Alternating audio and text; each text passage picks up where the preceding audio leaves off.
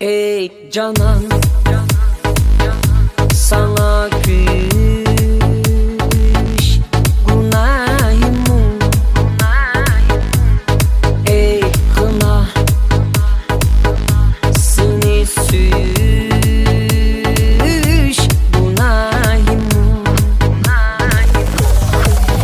Seni süyemem diginim tümenmin vediler verginim aldırmay bu dem jülginim sana pak söygümni verginim ettin cananım yer muhabbet.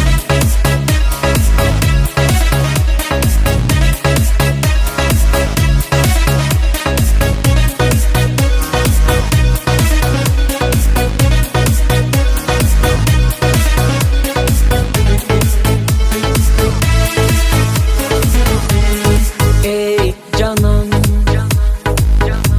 kıymışsın, sana küydüm. Ey kına, suymışsın, seni süydüm. Ben üçün namratlık günahım, sen üçün tulbaylık muhim. Yüreğim çığlıydı, kan dilim soğundu, çekti kan ettim azizem. Narim muhabbet, haka vuruluk kılma, takdırdaş insan biz hemmimiz toprakdaş. Bu dünya aldıda biz okşaş, kadriga hem okşaş seferdaş ettim azizem.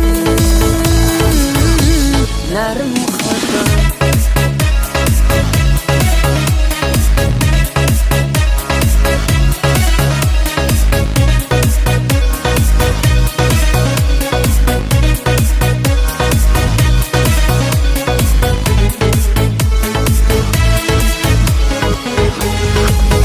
Ben üçün namratlık günahım, sen üçün tulbaylık muhim.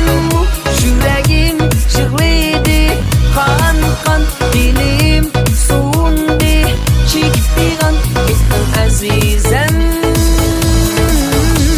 Narim muhabbet, haka vuruluk kılma, takdırdaş insan biz hemmimiz toprakdaş. Bu dünya aldıda biz okşaş, kadriga hem okşaş seferdaş ettin azizem.